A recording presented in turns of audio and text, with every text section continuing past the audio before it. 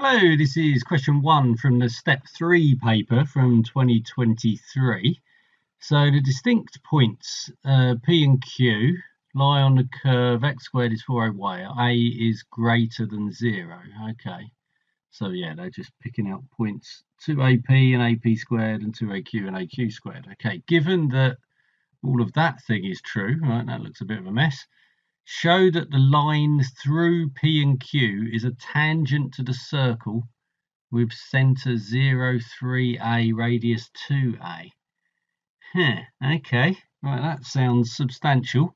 So we want a line through P and Q. We got the coordinates of these things. So do I just set up some lines? I mean, if it's going through P and Q, let's start down the bottom here, then I can do a y minus y0 thing for each one.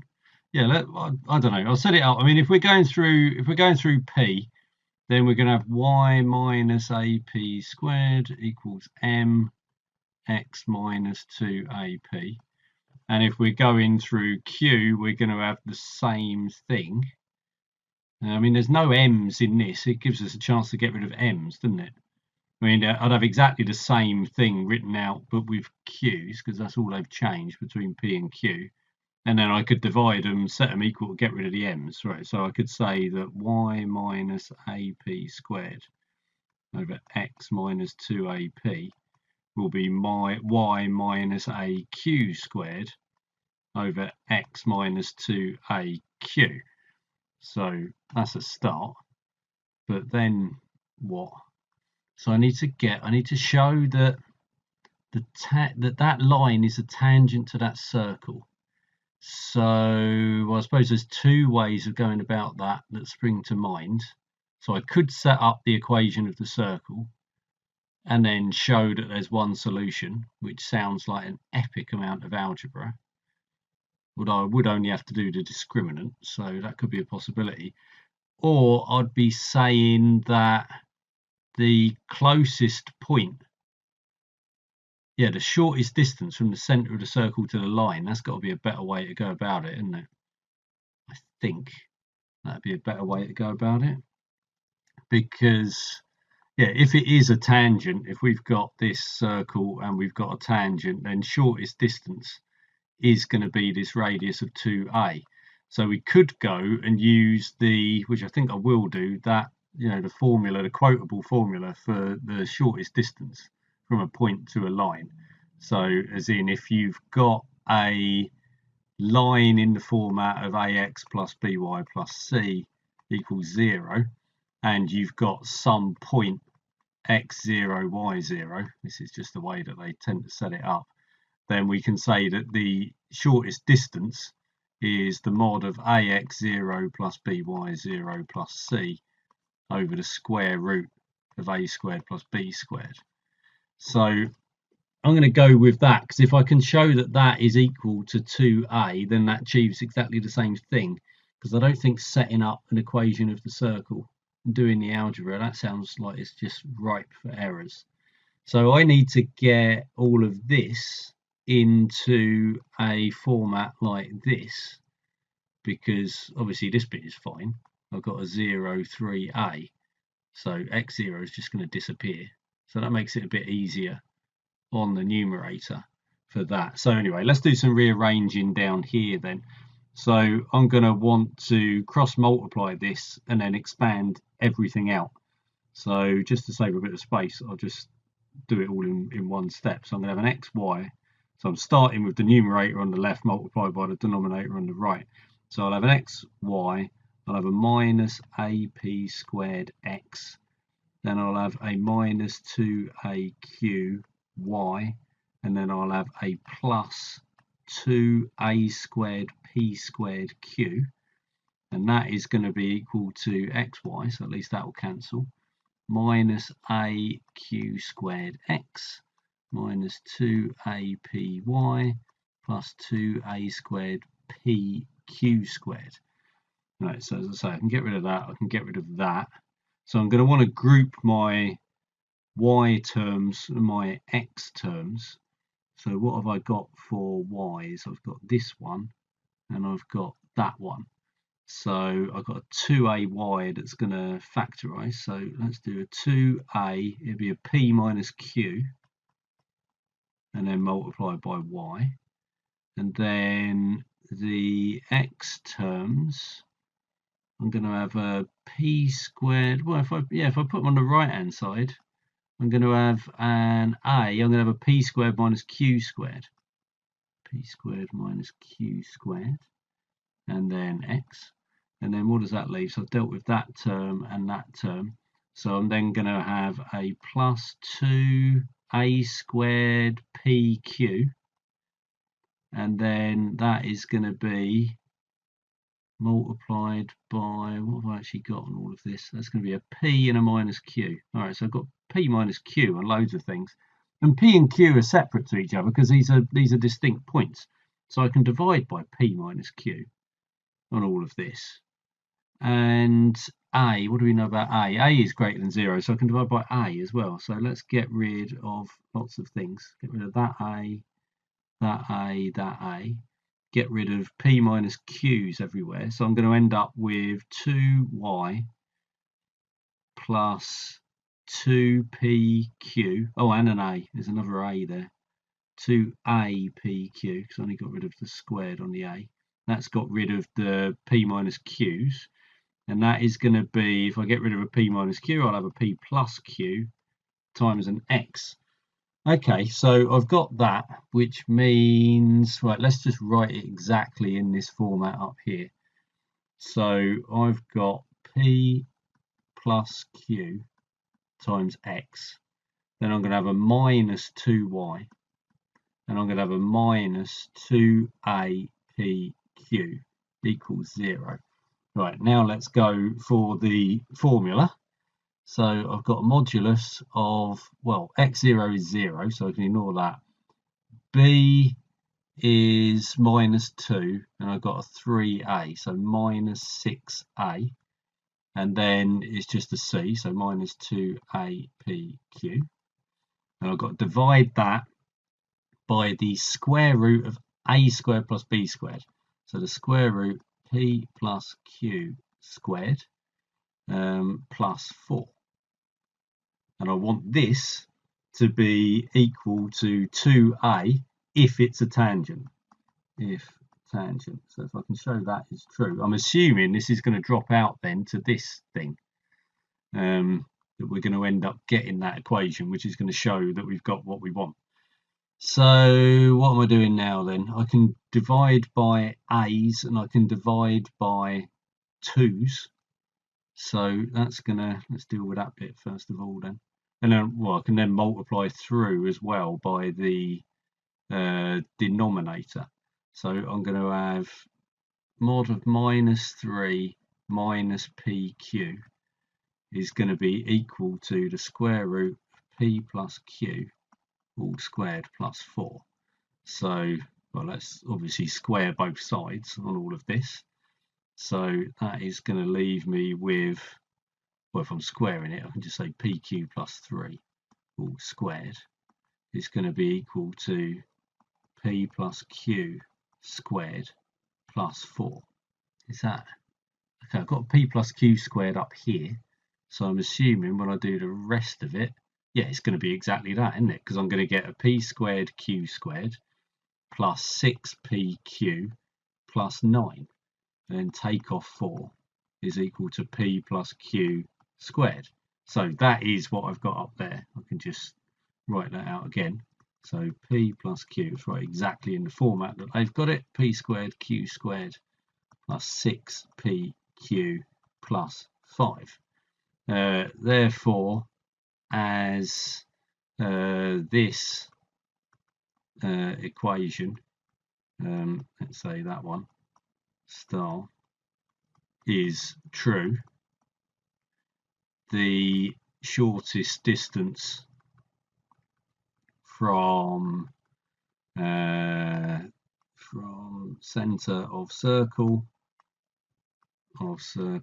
to line PQ is equal to 2a. Therefore, tangent. Run out of space on the screen, but you get the idea. Right, that was a beefy start, that was. I suppose the trouble with this first part of the question is if you aren't familiar or can't remember this finding here, this formula of working out the shortest distance of a point to a line, then you are forced into setting up the equation of the circle. I mean, I suppose that's not necessarily a disaster. You set up the equation of a circle, which is pretty easy. They've given you the center and the radius. You put that in, you're then going to do some horrible substitution based on this, or at least once you've rearranged everything based on this, you can then sub in and set up the discriminant. So it might not actually be that much worse, because you'll still want to get down to this point here anyway in order to have a simple relationship between x and y. But it's still not going to be that much fun when you're going to have a lot of expanding out to do to set up some kind of equation. But yeah, I mean, it might not be that bad. I mean, this was hardly a walk in the park going through all of these bits. So maybe it won't be that bad doing it the other way. Anyway, that's the first part. So moving onwards, new sheet. So now in part 2 then, show that for any given value of p, with p squared not equal to 1, there are two distinct real values of q that satisfy that equation. Okay, that doesn't seem to be too bad. Let these values be q1 and q2. Find expressions in terms of p for sum of the roots and product of the roots. Right, again, that's another standard result. Right, this bit seems a lot easier than the first part. So we want for any given value of p, two distinct real values of q. So we want a quadratic in q from this thing. So we've got p squared plus q squared plus 2pq equals p squared q squared plus 6pq plus 5. So let's get this into a nice q squared. What have we got? P squared minus 1, and then 4pq, and then plus 5 minus p squared equals 0. Right, so that's the quadratic. So we got that p squared is not equal to 1. All right, so it keeps it as being a quadratic, otherwise our q squared term disappears. So I'll do the discriminant. So b squared is 16p squared, and then we want minus 4 times p squared minus 1 times 5 minus p squared. So that is equal to 16p squared minus 4, that's 5p squared plus p squared minus 5 minus p to the 4. So that is 4p to the 4. How many p squareds have we got? 6 minus 8. I say 6, 24 minus 16 minus 8. 6 minus 8 doesn't give minus 8, but yes, you know what I mean. I was just doing a step in my head. So that's 4p to the 4 minus 8p squared and then plus 20. So that's a discriminant. And we want to show that for any value of p. So we want this thing to be greater than 0, regardless of what we get. Right, so we're going to, well, completing the square is usually the way to think about these, isn't it? So this is 4. Let's just do a quick factorize on this. So we've got that. Then I'll go in and complete the square on this. So that's going to be a p squared minus 1 squared. So that will give us a 4. So I need to take 4 off and add a 20. So that is 4p squared minus 1 squared plus 16. And that is always greater than 0 for all p. Therefore, two distinct real values of q, real values, if I can write, of q for all values of p. Okay, so that was fine. Let these values be q1 and q2. Find expressions in terms, right, so yeah, the sum and the product of the roots. Right, so the sum of the roots, so q1 plus q2, let's put this in inverted commas, so that's minus b over a from our quadratic, and then q1, q2 is going to be equal to c over a. So q1 plus q2 is, so where's my minus b? That is minus 4p over a is p squared minus 1. And then q1, q2 is going to be 5 minus p squared over p squared minus 1. Okay, so yeah, that was a lot more straightforward than the first part. So one more bit to go. Move on to new sheet for part 3. Show that for any given value of p with p squared not equal to 1, so we can still use any results we had here, there is a triangle with one vertex at p such that all three vertices lie on the curve x squared equals 4ay. All three sides are tangents to the circle. Right, okay, so what have we done? So far, we've gone off of p. We've put p in some position, and we've got two values of q. So we've set up two sides of the triangle already. We've already done circle p. You know, we've got some value of q which is taking a tangent that way. We've got some value of q which is taking a tangent that way, and we know that they are both on that.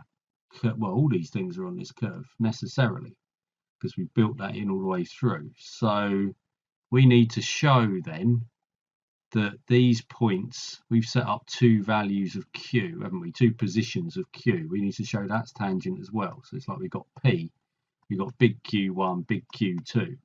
So we need to show again that this line, Q1, Q2, is 2 away.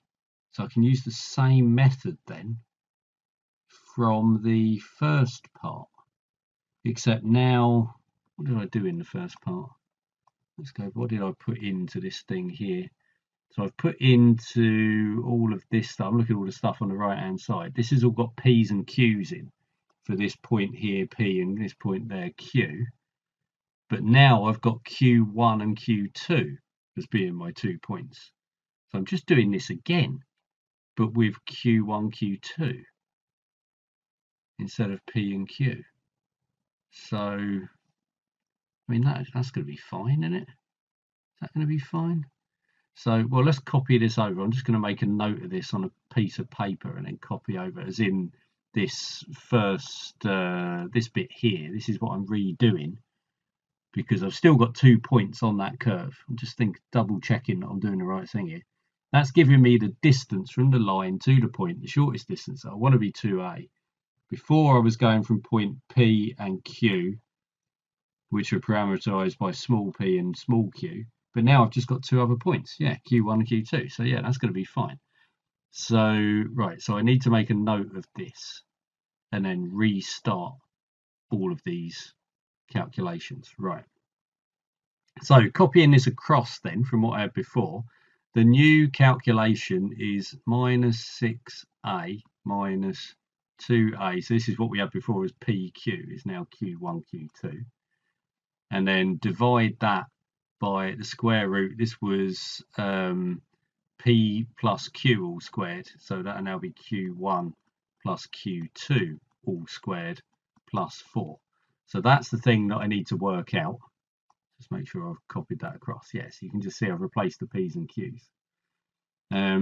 But I am going to need, and this is why they've got us to do this stuff here in the second part. So I'm going to need to put those in now. So, right, let's do this again. So that is equal to minus 6a isn't going anywhere.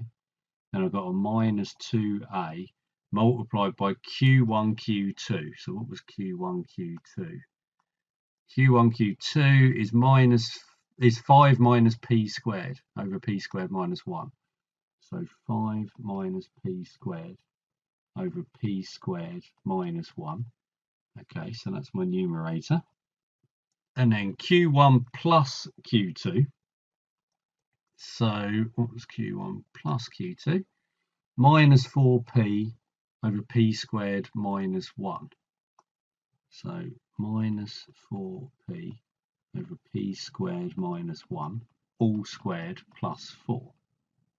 Right, okay, that's quite a lot of messing around, but I have got p squared minus 1 that I can play around with on all these things. So I can also get rid of some 2's. Actually, do I want to get rid of 2's? Oh no, I've got 4's on the bottom. Let's not worry about the 2's just yet, I don't think. Actually, I could factorise out.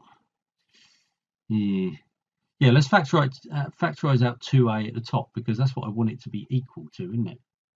And the minus signs I can ignore because it's a modulus. So I'll do 2a, 3, get this as a fraction, so p squared minus 1, and then that's now become a plus 5 minus p squared. So that's all over p squared minus 1. So I could cancel that with what's on the bottom, providing I remember to multiply the 4 on the denominator. So I'm going to have the square root of, well, let's square that, 16p squared.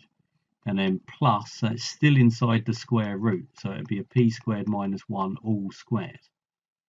Right, let's just make sure I haven't lost any of my p squareds. So I've multiplied the 6a at the top by p squared minus 1. I've then cancelled it by the p squared minus 1, which is squared and then rooted on the bottom, and then multiply with the 4 by it. Right, okay, that seems fine. Happy with that. I can take do I want to take a 2 out? It's going to cancel that 2a. See, normally I would do that, take a 2 out the bottom, but I want the answer to be 2a. So it makes me think I should leave the 2 where it is, and then, because I need to show all the rest of it is equal to 1. That's the concern with all of this, isn't it? So let's just do some simplification at the top then. So I'll leave the 2a there. So I've got a 3p squared minus a p squared, so 2p squared. And then I've got a minus 3 plus a 5, so plus 2. Okay, so that's given me another 2, which is nice to see. And then down the bottom, I've got the square root of, well, I'm going to have a 4p to the 4. Then I'm going to have a minus 8p squared and a plus 16p squared. So that's a plus 8p squared. And then I'm going to have a plus 4. Right, so all those 2's they could all come out. Yeah, but that's just, isn't that, I mean, I know this has got to equal 1. That is just the square of this, isn't it? Because I would get, if I square the thing inside the modulus, I get 4p to the 4, a 4, and 2 lots of 4p squared. So yeah, they do just cancel. So perfect. Right, so that is 2a mod of 2p squared plus 2. So I don't need the mod because that is positive. Divided by the square root of 2p squared plus 2 squared. Okay, which equals 2a. Wonderful. So we've shown then, so what do we have to show that all those things are tangents, right? So therefore, so from parts I and II, we have shown, I say we have shown that PQ and well, PQ1 and PQ2 are tangent to the circle. This shows, well, part 3 has shown that Q1, Q2 is also tangent to the circle. I should have also said, yeah, so parts 1 and 2, we've shown that PQ1 and P are tangent to the circle, star, and that PQ1 and Q2 all lie on the curve x squared equals 4ay, because that's the other bit that we necessarily need here. So yeah, we've shown that they all lie on that curve, that all of those lines are tangent. So there we go, we've got everything that we want in part 3. Now that was a substantial question, but it was fairly manageable. It was very easy to visualize at least what was going on. The complexity was in the algebra, or more to the point, I think the complexity drifted away a little bit with standard results. So if you know that standard result for distance of a point to a line, shortest distance of a point to a line, then fine. Most people are going to be happy with standard results, I would have thought, for the sum and product of roots of a quadratic. I mean, that comes on fairly early on. It's like one of the first topics you do in further maths. So that one should be in most people's minds, especially as there's not that much to remember. They're quite simple formulae. The one for point to a line is a bit more involved. But that aside, once you go through the calculations on these things, yeah, conceptually, knowing that we're getting these two solutions, I mean, it's pretty clear from the first part that we can have two positions that we can put Q in. Once we've shown this thing in part 2 that we're getting these two distinct values, it's not hard to see what those two distinct values represent. And we know that Q is lying on that curve, and we've shown that we're always getting two solutions. So that is absolutely fine. And it's not a great leap then to think, well, clearly we've got to join up these other 2 points. Otherwise, how else are you going to make a triangle? So I think conceptually it's fairly straightforward. But in terms of the actual algebra, it's not that straightforward, particularly if you have to go down a discriminant route, which obviously I didn't do in part 1, but I'd imagine that would add a good half a dozen lines of algebra on top of what I was doing.